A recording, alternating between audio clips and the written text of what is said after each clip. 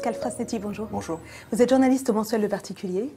Et en vue des vacances, vous avez décortiqué les offres de location de voitures, car pour alléchantes qu'elles sont, souvent elles cachent des frais supplémentaires qui alourdissent considérablement la facture. Tout à fait. Et donc, pourtant, il est possible de faire des économies, c'est ce que vous essayez d'expliquer dans votre article. Et la première astuce, c'est justement de balayer un panel suffisamment large de loueurs.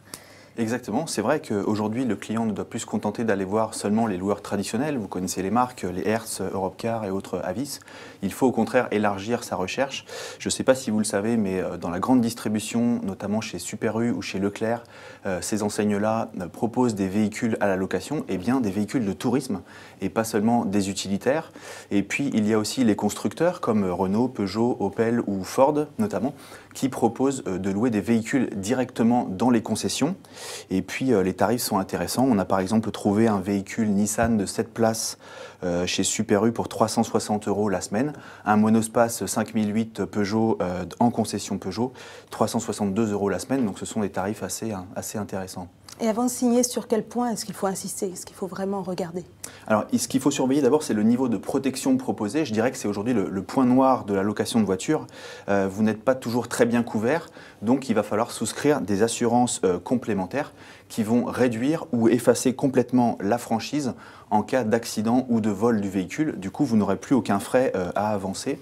Pour bénéficier de ce niveau de protection, vous allez devoir rajouter en gros une vingtaine d'euros par jour par rapport au prix de base qui vous est proposé. Une autre règle à surveiller, c'est le kilométrage.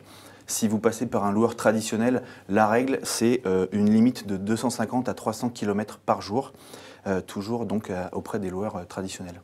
Dans votre article, vous évoquez la possibilité de faire appel à un courtier. Qu'est-ce que c'est exactement? Exactement. Alors, ce sont des sites, donc on peut donner les noms comme Holiday Autos, Auto Escape, location de voitures simples ou location de voitures, qui sont en fait des courtiers, comme vous en trouvez dans le milieu de l'assurance, qui donc négocient directement auprès des loueurs pour obtenir des ristournes.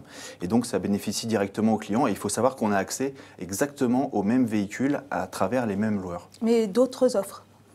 Alors, ce sont les mêmes offres, en fait, mais avec des tarifs remisés. Ce sont les mêmes voitures avec des tarifs remisés. Vous obtenez à peu près 10 à 30% de remise, donc c'est très intéressant. Et puis, vous êtes également gagnant en termes de services et d'options.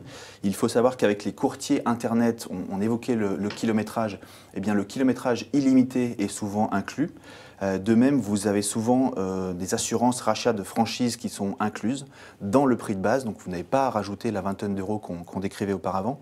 Et puis j'ajoute qu'il y a un dernier avantage chez ces courtiers, c'est que en termes d'annulation, vous avez des conditions très avantageuses. Certains permettent d'annuler votre location sans frais jusqu'à 4 heures avant le départ, alors que chez les loueurs traditionnels, ils prélèvent des frais en général 48 heures à 72 heures avant le départ. Donc c'est vraiment plus intéressant. Exactement, il faut se tourner vers Internet. Merci beaucoup Pascal. Merci.